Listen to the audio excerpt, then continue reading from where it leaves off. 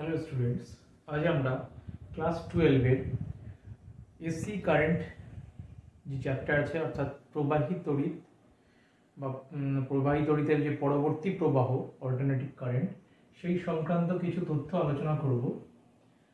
আমাদের একটা কুণ্ডলীকে যদি চৌম্বক ক্ষেত্রের মধ্যে ঘোরানো হয় তাহলে তার বলরেখার সংখ্যা পরিবর্তিত হয়, ফলে কি হয়, আবিষ্ট তড়িৎচালক বলের সৃষ্টি হয় এবং আমরা সেখান থেকে তড়িৎ প্রবাহ পেতে পারি।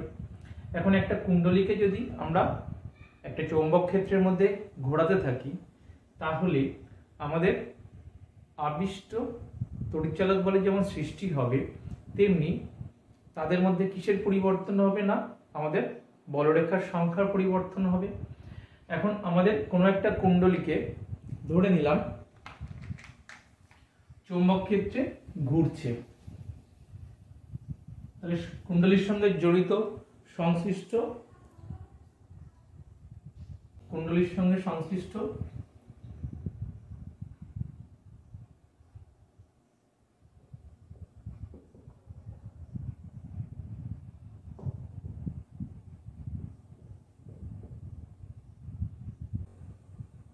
বলরেখা কি হবে, phi is equal to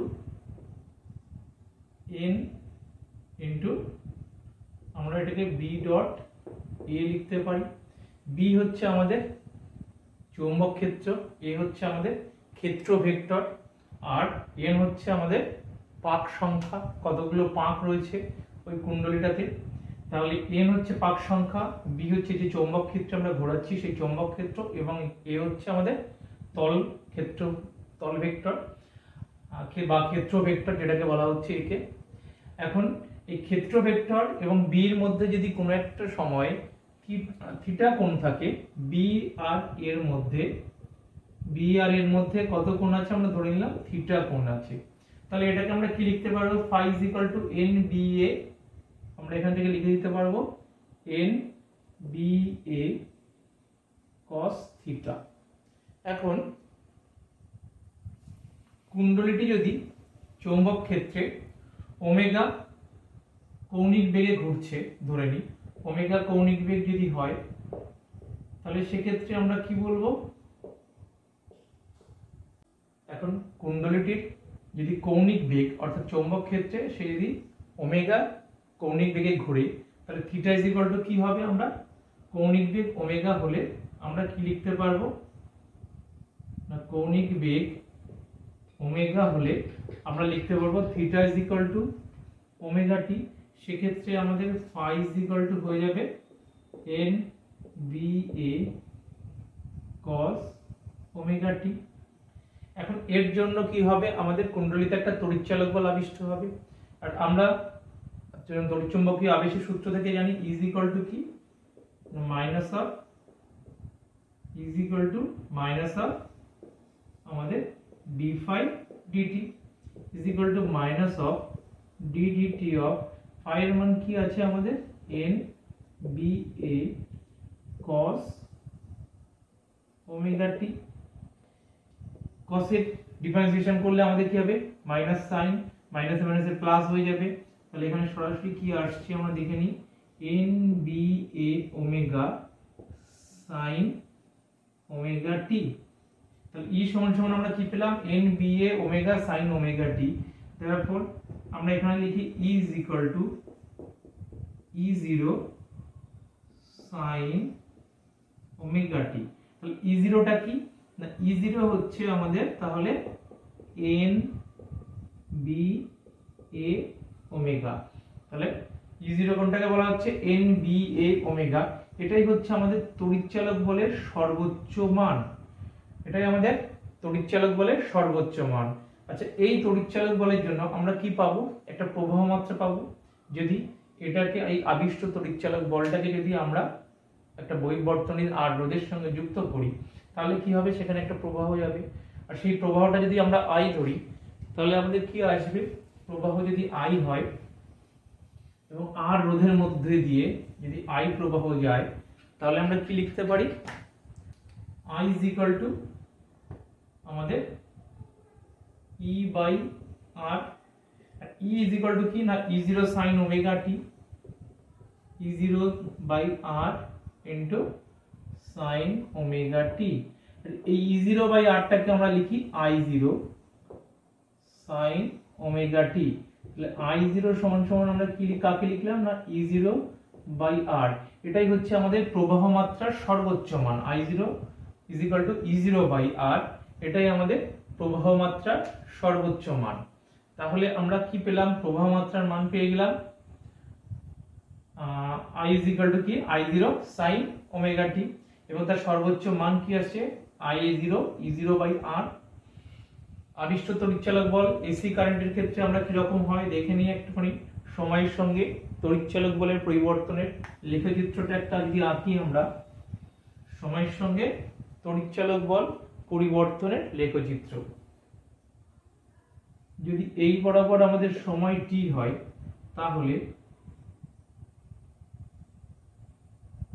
এটা আমাদের পজিটিভ E0, এই বরাবর আমরা E কে প্রকাশ করছি, তাহলে এটা আমাদের পজিটিভ E0 হলে এটা হবে আমাদের নেগেটিভ E0, কারণ কুণ্ডলীটা যেই বলরেখার মধ্যে কুণ্ডলীটা যেই চৌম্বক ক্ষেত্রের মধ্যে ঘুরছে, তার প্রথম অর্ধে প্রবাহ যেদিকে হবে তার বিপরীত অর্ধে বা উল্টো অর্ধে তার প্রবাহ বিপরীতমুখী হয়ে যাবে, কারণ প্রবাহ মাত্রাটা পাল্টাবে। শূন্য থেকে শুরু করে সর্বোচ্চ মান থেকে সে পরিবর্তিত হয়ে আবার শূন্যে চলে আসবে। এইভাবে আমাদের তড়িৎচালক বলটাও পরিবর্তিত হতে থাকবে। তাহলে I ইজ ইকুয়াল টু আমরা I0 পেয়ে গেলাম। এবার এই মানের আমরা যদি প্রত্যেকটা বিন্দুতে প্রবাহ মাত্রার গড় মান নিই, তাহলে প্রবাহ মাত্রার আমরা একটা গড় মান পাবো। সেই গড় মানটা কত হবে আমরা দেখে নিই। পূর্ণ পর্যায়ে প্রবাহের গড় মান কি দেখে নিই আমরা। প্রবাহের গড় মান I অ্যাভারেজ বলে লিখতে পারি আমরা। একটা পূর্ণ পর্যায়, তাহলে t সময়ে 0 থেকে t হবে I dt। I এর মান কত? I0 sin ওমেগা t, তাহলে 1/t 0 to t I0 sin omega t dt। কি আসবে দেখি আমরা। 1/t I0 sin omega t integration করলে আমরা পাই minus of cos omega t by omega 0 to t। এবার আমরা মান বসাই। 1/t into I0 into cos omega t, minus আছে minus of cos omega t by omega. এখন t ইজ ইকুয়াল টু আমরা কি লিখতে পারি না 2 পাই বাই ওমেগা। আমরা পর্যায়কাল t সমান সমান জানি 2 পাই বাই ওমেগা হয়। t ইজ ইকুয়াল টু আমরা জানি পর্যায়কাল t is equal to 2 pi by omega, কৌণিক বেগ দিয়ে ভাগ করলাম। তাহলে t এর মান এখানে আমরা 2 পাই বাই ওমেগা বসাতে পারি। t এর মান এখানে যদি 2 পাই বাই ওমেগা বসাই, তাহলে কি হবে নিচে 2 পাই হবে, উপরে তাহলে আমাদের ওমেগা চলে যাবে। আর এখানটায় কি আসবে মাইনাস অফ 1 বাই ওমেগা বাইরে চলে আসলো। আর cos ওমেগা t জায়গায় t তো বসালাম, বসালে কি আসবে 2 পাই বাই ওমেগা চলে আসবে। এটা চলে আসলো, মাইনাস তো বাইরে চলে গেছে। আর সূত্রের কি হবে cos 0। এখন ওমেগা ওমেগা কেটে গেল, cos 2 পাই এর মান কত হয়? cos 2 পাই এর মান হচ্ছে আমাদের 1, আর cos 0 এর মান 1, তাহলে 1 মাইনাস 1 কি হলো 0। তাহলে এভারেজের মান কত পেলাম 0। তাহলে একটা পূর্ণ পর্যায়ে প্রবাহ মাত্রার গড় মান কত পেলাম আমরা 0।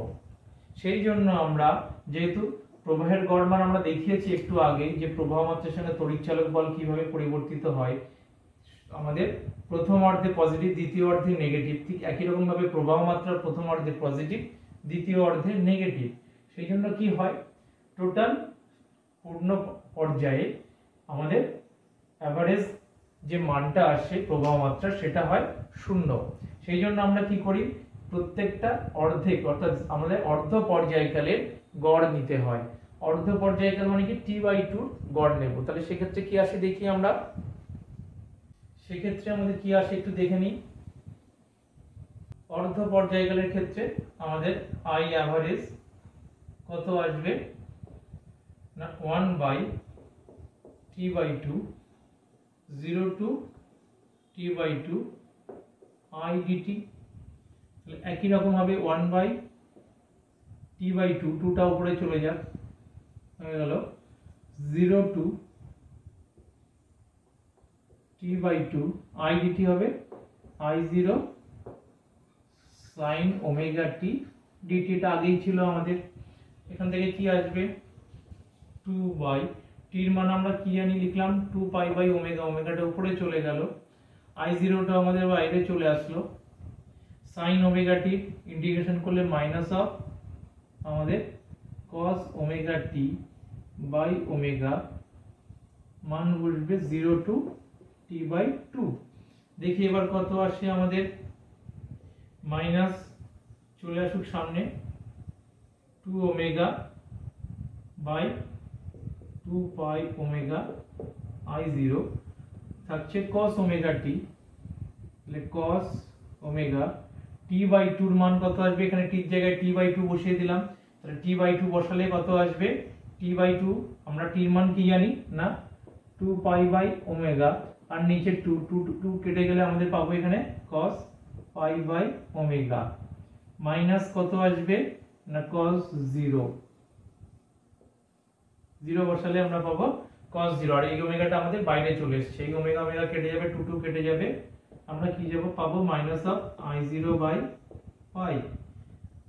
আচ্ছা আমরা এখান থেকে কত পাচ্ছি, ওমেগা কেটে গেল, ওমেগা কেটে গেল, cos পাই এর মান কত না -1 আর cos 0 এর মান -1 হবে, যেহেতু মাইনাস এর সামনে তাহলে -1 -2 হবে, মাইনাসে মাইনাসে প্লাস হলো, তাহলে আমরা কত পাচ্ছি এখানে 2I0 বাই পাই। তাহলে I অ্যাভারেজ এর মান কত পেলাম 2I0 বাই পাই, অর্থাৎ I অ্যাভারেজ সমান সমান 2I0 বাই 2 বাই পাই করলে ক্যালকুলেটরের সাহায্যে দেখি কত আসে, তাহলে এটার মান আসছে 0.637 I0। তাহলে আমরা I অ্যাভারেজ এর মান পেয়ে গেলাম। এবার এটাকে আমরা প্রত্যেকটা তরঙ্গের ক্ষেত্রে এই অ্যাভারেজের মানটাকে কি করব, সঠিকভাবে নির্ণয় করার জন্য এদেরকে বর্গ করব এবং তার বর্গমূল নেব। I অ্যাভারেজের বর্গ করে বর্গমূল করলে বা I RMS এর মান বেরোবে, সেই I RMS এর মানটা কিভাবে আসছে দেখি, আমাদের I স্কয়ার তার গড় করতে হবে, I স্কয়ারের গড় নিতে গেলে আমাদের কি হবে না 1/t/2 প্রত্যেকটা অর্ধের ক্ষেত্রে করতে হবে 0 to t/2 I0 square sin square omega t dt, অর্থাৎ I স্কয়ার dt যেটা হয় সেটাকে আমরা সরাসরি লিখে দিলাম I0 square sin square omega t dt। কি আসছে না 2/t ইনটু I0 তার স্কয়ার, আর আমরা একটা হাফ দিয়ে গুণ করব, হাফ দিয়ে গুণ করলে কি হবে না 0 to t/2 এটা আসবে twice sin square omega t dt। twice sin square theta কে আমরা কি লিখতে পারি 1 minus cos 2 থিটা, তাহলে 1 minus cos 2 থিটা লিখে দিই, 2/t 2 কেটে যাবে, এই 2 কেটে গেল, t এর মান আমরা কি জানি 2 পাই বাই ওমেগা, তাহলে ওমেগা উপরে যাবে, 2 পাই নিচে চলে আসলো, I0 square 0 to t/2 twice sin square theta 1 minus cos 2 theta 2 omega t dt কি আসবে ইন্টিগ্রেশন করলে omega by 2 pi I0 square, 1 এর ইন্টিগ্রেশন করলে আমরা পাবো t minus sin twice omega t by 2 omega 0 to t/2 কি আসছে দেখি, এটাকে আমরা উপরে লিখে রাখি, পরে লাগবে আমাদের I অ্যাভারেজ কত আসছে না 0.637 I0। এবার কি আসছে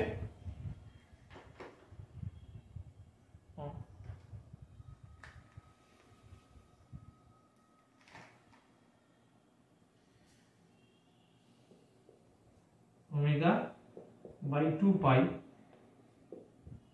I0 স্কয়ার, টির জায়গায় আমরা এর মানটা বসিয়ে দিই t/2 minus sin 2 omega t, টির জায়গায় t/2 বসালে আমাদের কি আসবে 1/2 ওমেগা সামনে আছে, আর আমরা কত লিখবো না sin 2 ওমেগা t/2, টির জায়গায় আমরা না 2 পাই বাই ওমেগা, তাহলে sin 2 ওমেগা t/2, তাহলে টির জায়গায় আমরা যদি লিখি 2 পাই বাই ওমেগা, আর নিচের 2 আছে কেটে গেল, তাহলে পাই বাই ওমেগা হবে sin 2 ওমেগা ইনটু আমরা কত লিখব না পাই বাই ওমেগা, আর 0 বসালে এটাও 0 হবে, sin 0 হবে। তাহলে আমরা এখানে কত আসছে দেখে নিই, t এখানটায় বসিয়ে দিই, এখানে t এর মান আমরা বসিয়ে দিই একই রকম ভাবে 2 পাই বাই ওমেগা, নিচে 2 কেটে গেল, তাহলে পাই বাই ওমেগা আসছে,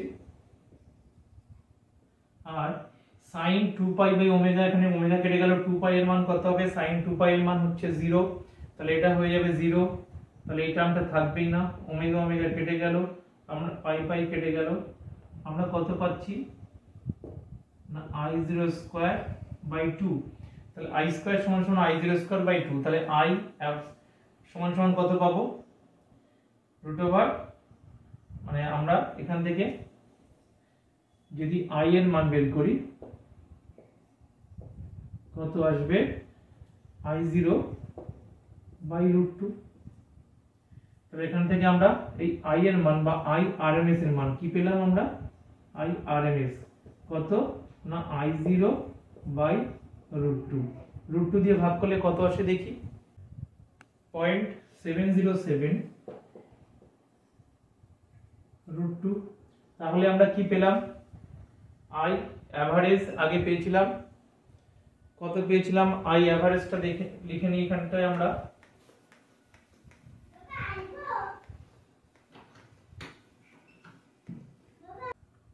আমরা I অ্যাভারেজটা পেয়েছিলাম কি, I অ্যাভারেজটা পেয়েছিলাম আমরা 2I0 বাই পাই, আর এখন আমরা কি পেলাম IRMS কত পেলাম, এটা আমাদের IRMS এর মান I0 বাই √2,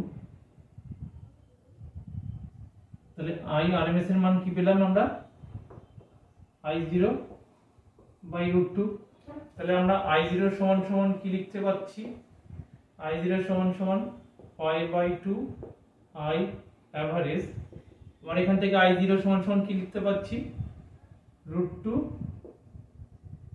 I RMS, তাহলে I RMS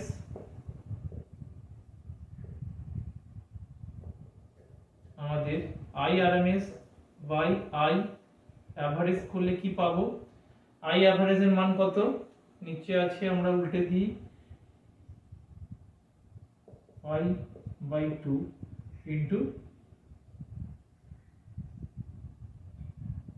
1/√2 is equal to pi by 2√2, মানটা কত দেখি, এটার মান আসছে আমাদের 1.11, এটাকে আমাদের কি বলা হয়, এই যে মানটাকে আকৃতি গুণক, এটাকে বলা হয় আমাদের আকৃতি গুণক বা ফর্ম ফ্যাক্টর,